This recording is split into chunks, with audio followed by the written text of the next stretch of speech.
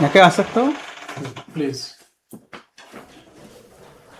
नमस्ते मैम, नमस्ते सर। बैठिए। Thank you ma'am. गेट एक बार बंद कर दीजिए। ठीक से। अच्छा ठीक, थैंक यू सर। आप अपना संक्षिप्त परिचय दीजिए। यस मैम, मैं 2017 में मेरा ग्रेजुएशन कंप्लीट किया हूँ जियोग्राफी ऑनर्स से। इसके बाद 2019 में मेरा मास्टर्स कंप्लीट किया हूँ। इसके बाद 2021 में मैं post graduate diploma geo informatics में कंप्लीट किया हूँ। उसके बाद मैंने UGC net and GRF complete किया हूँ एंड 2022 से प्रेजेंटली मैं पीएचडी परस्यूइंग कर रहा हूँ। एंड इसके साथ मैंने 5 रिसर्च पेपर भी पब्लिश किए हैं और मुझे टीचिंग में और रिसर्च में बहुत इंटरेस्ट है, इसलिए मैं इस टीचिंग लाइन में आना चाहता हूँ। Okay, your research topic name is?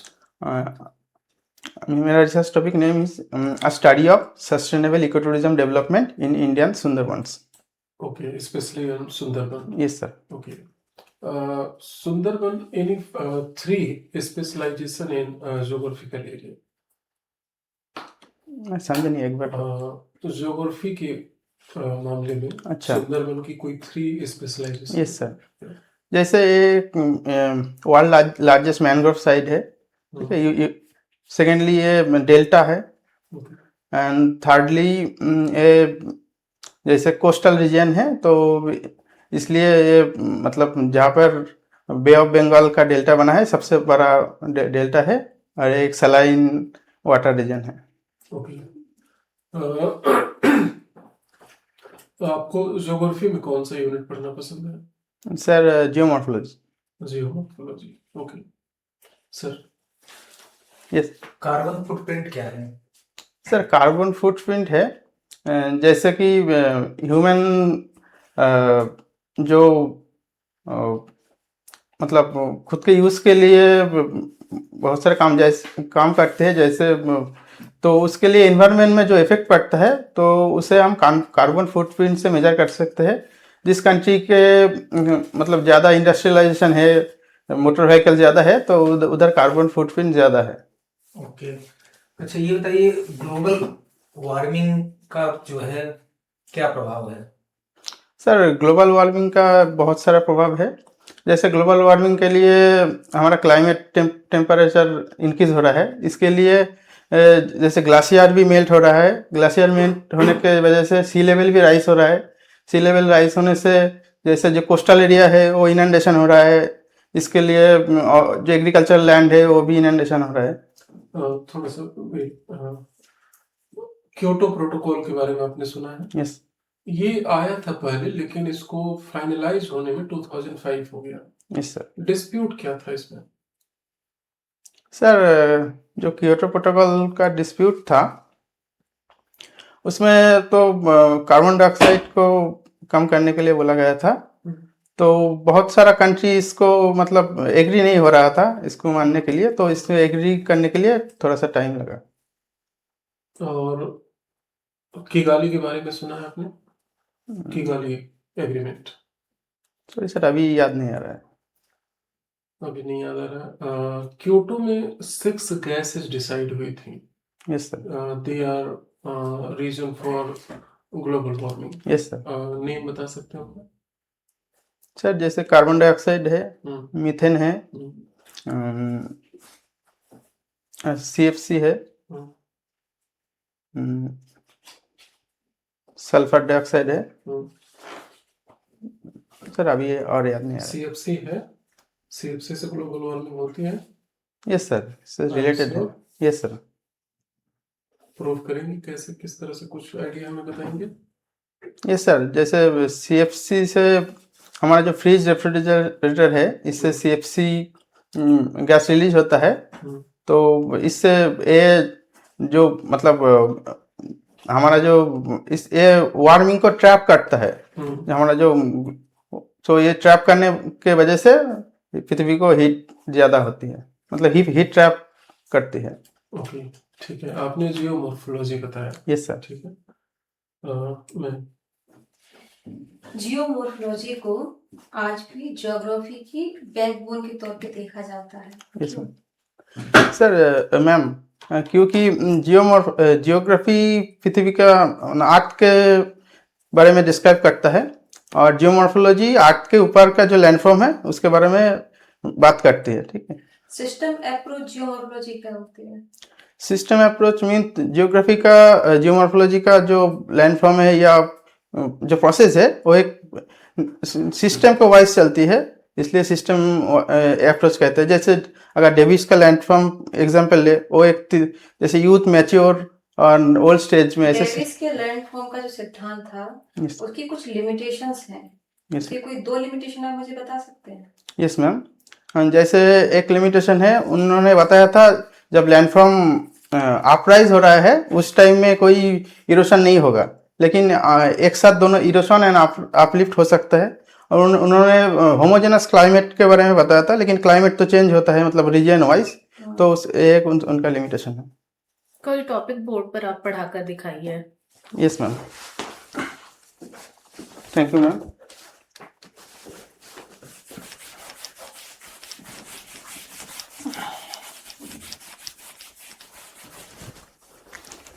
मैं इसे क्लासरूम 1 कर शुरू कर रहा हूँ।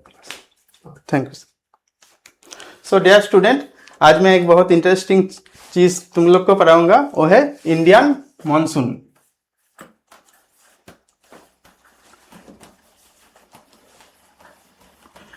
तुम लोग सोचे हो इंडिया में बारिश किस टाइम होता है?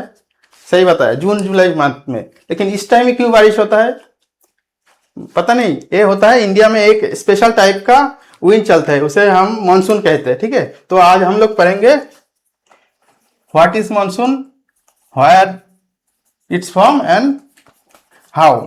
ठीक है, तो what is monsoon. So monsoon जो वर्ड है वो अरबियन वर्ड मौसिन से आया था, उसका मीनिंग है सीजन, क्योंकि ये 2 सीजन में 2 डिफरेंट डायरेक्शन से ये विंड आता है, इसलिए इसे हम मानसून कहते हैं। सेकेंडली वायर, ये मेनली जो इंडिया का सब कॉन्टिनेंट है उसमें ज्यादातर पाए जाते हैं। ठीक है, लेकिन ऑस्ट्रेलिया और अफ्रीका के कुछ कंट्री में थोड़ा सा इसका प्रभाव है।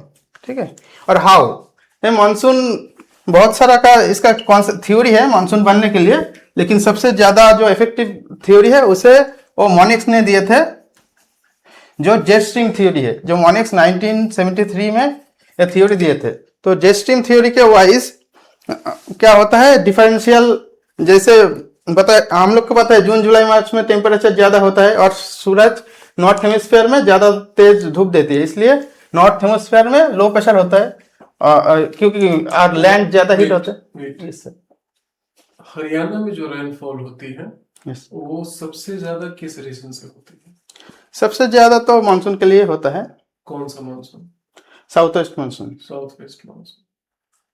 ये किस रास्ते सबसे ज्यादा वाटर वहां पहुंचता है? मतलब गंगा बेल्ट से जाती है या फिर गुजरात बेल्ट से? गंगा बेल्ट से ज्यादा जाती है। गंगा बेल्ट से। रीजन क्या है गंगा बेल्ट से जाने का?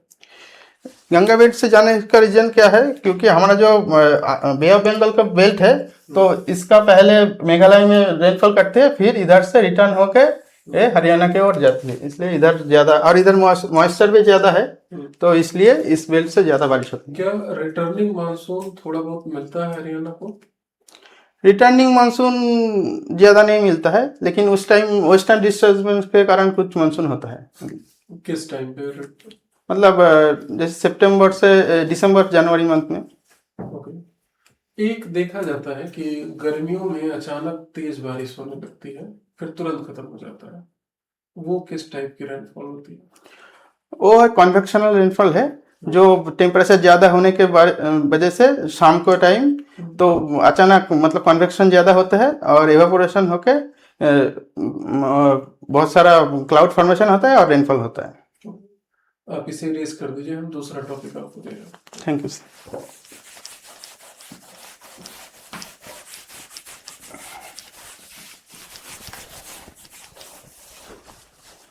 अर्बनाइजेशन आप हमें टीच करके बताएंगे। Thank you sir. तो डियर स्टूडेंट, आज हम लोग पढ़ेंगे अर्बनाइजेशन। ठीक,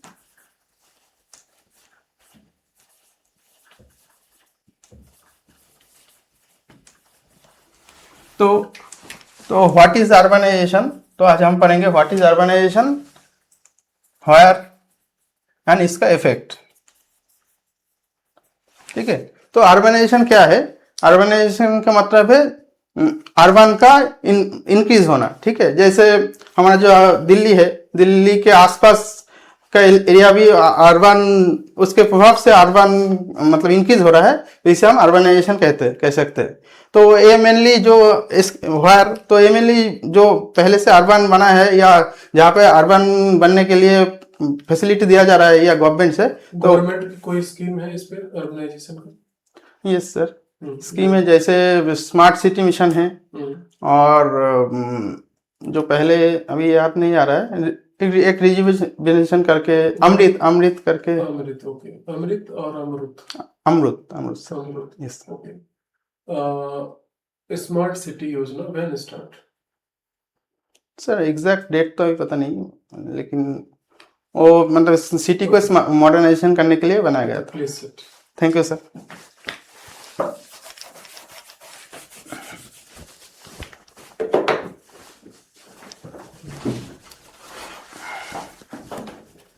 आपका फेवरेट टॉपिक?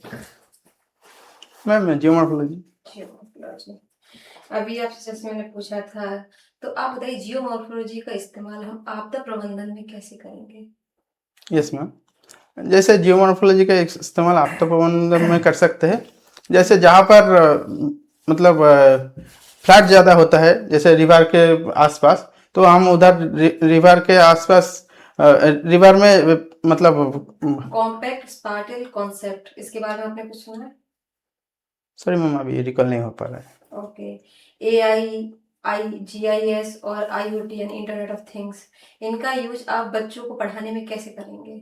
यस मैम, ये मॉडर्न डे में एक बहुत अच्छा टेक्निक है, ये जियोग्राफी में यूज़ होता है।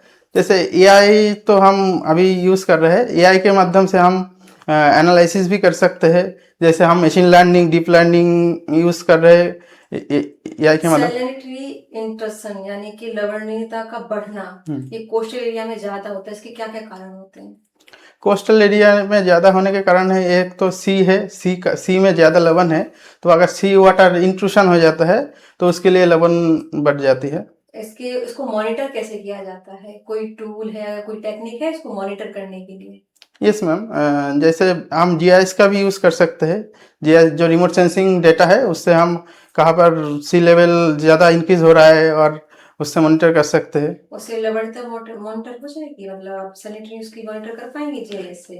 वो कितनी इम्पैक्टफुल रहेगी? हाँ, उसके लिए तो हम ग्राउंड लेवल में सर्वे करना चाहिए। उसके लिए कोई टूल, कोई टेक्निक है, टेक्नोलॉजी यूज करती है इंडियन गवर्नमेंट? हाँ, यूज़ तो करती है, जैसे सेलेनोमीटर है, उससे हम मेजर कर सकते हैं कितना सैलिनिटी है। Can you explain demography of Haryana with in 1 minute? Yes sir, जो हरियाणा के 2001 के 2000। Comfortable in English?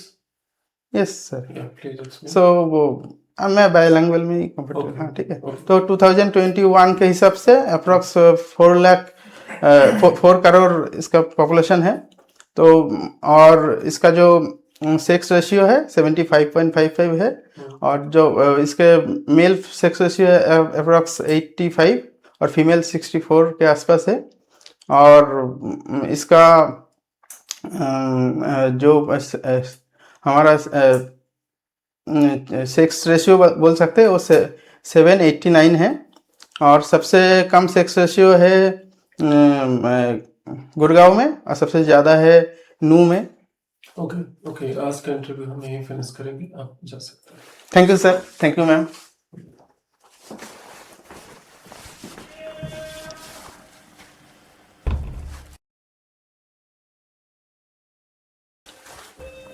मैं आ सकता हूँ?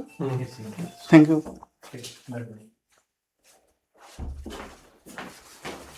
Thank you. Arun, yes sir. Are you fine?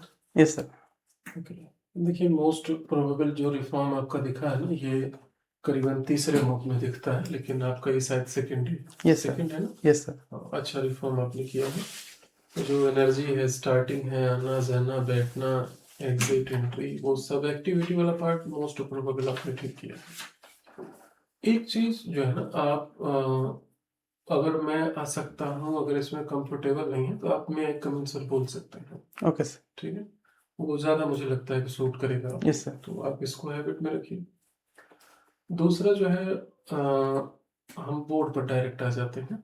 Yes sir. Board पर एक जो है जब बोर्ड पर स्टार्ट करते हैं तो एक वर्ड बार बार यूज करते हैं, तुम लोग। Yes sir. तो ये थोड़ा नेगेटिव इम्पैक्ट होगा, ओके।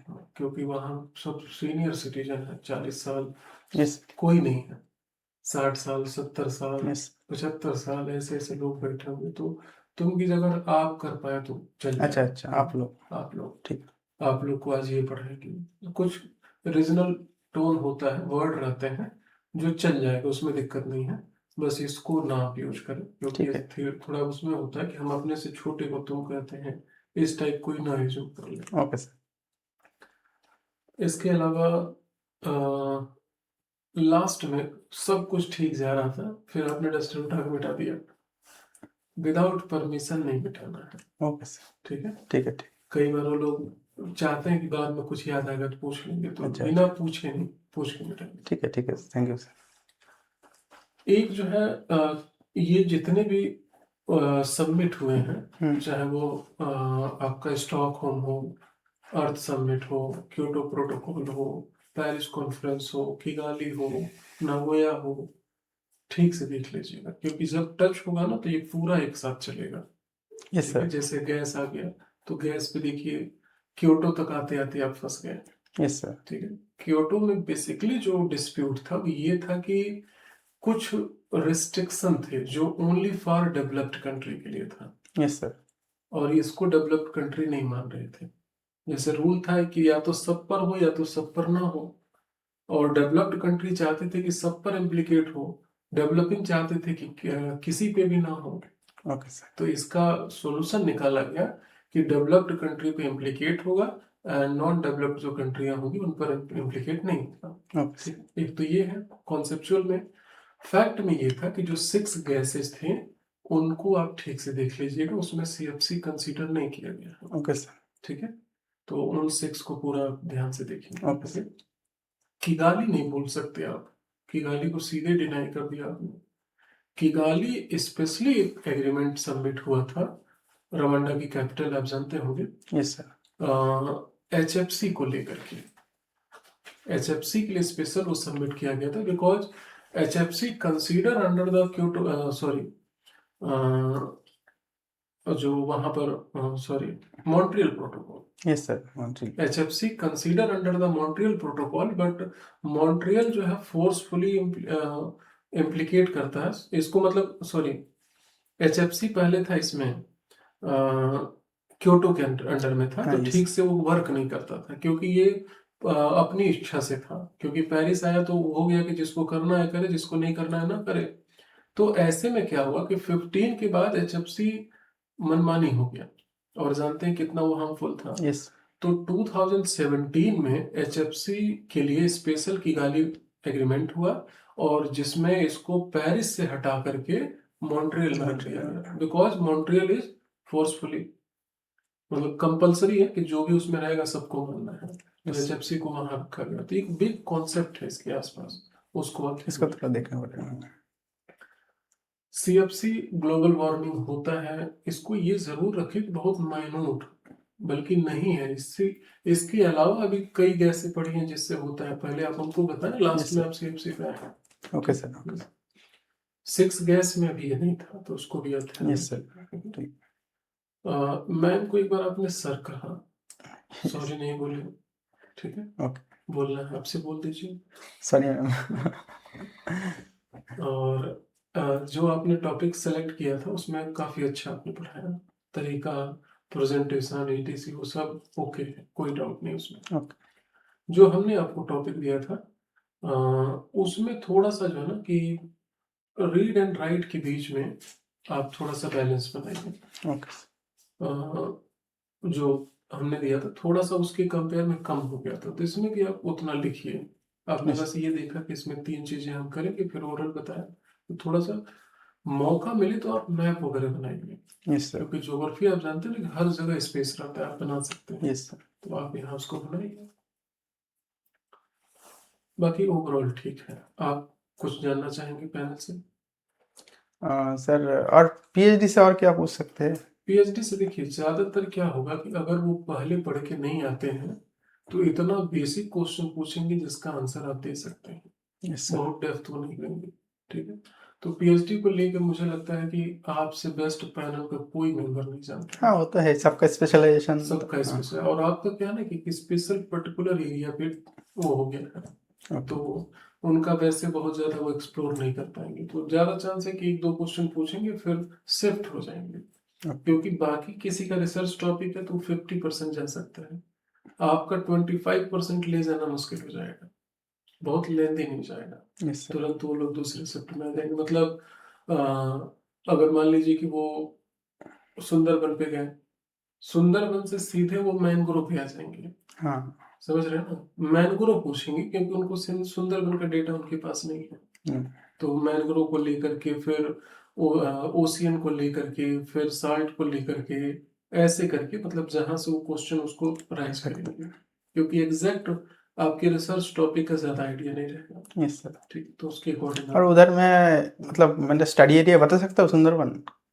बता सकते हैं।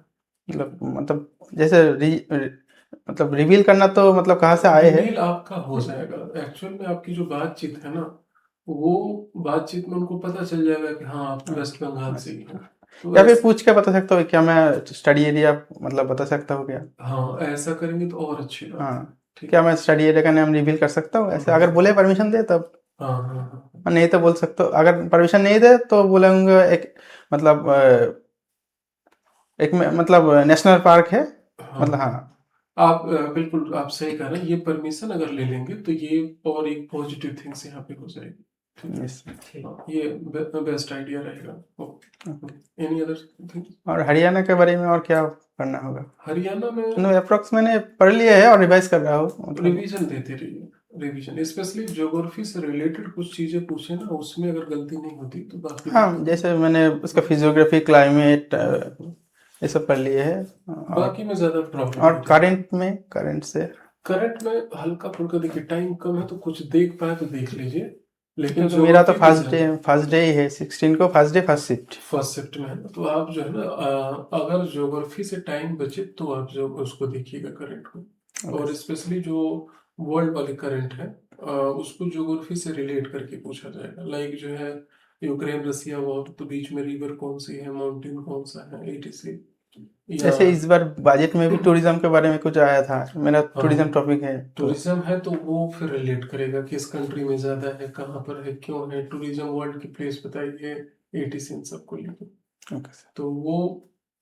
टूरिज्म वाला तो जा सकता है करंट में, आप उसको देखिए, वो जरूरी नहीं कि करंट हो, लेकिन हाँ इंटरनेशनल हो सकता है, या इसराइल के साथ अभी डिस्प्यूट चल रहा है कई कंट्रियों का, तो आसपास कौन कौन से जो है वो है, सी है, कंट्री कौन सी है, बॉर्डर लाइन कौन सा है, इन सबको लेकर के। और इंटरव्यू को दिन का कोई न्यूज़ पूछ सकते हैं, मतलब उस दिन का इंटरव्यू जिस दिन है चांस कम है, चांस कम है।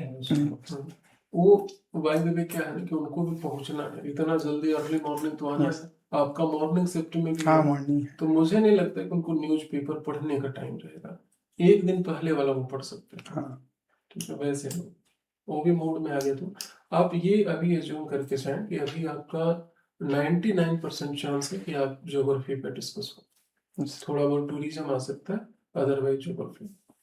Okay okay sir. Any other things? नहीं सर अभी तो यही तक। Okay, so we are meet on next day. Thank you sir. Thank you. Thank you ma'am. Thank you ma'am. Thank you sir.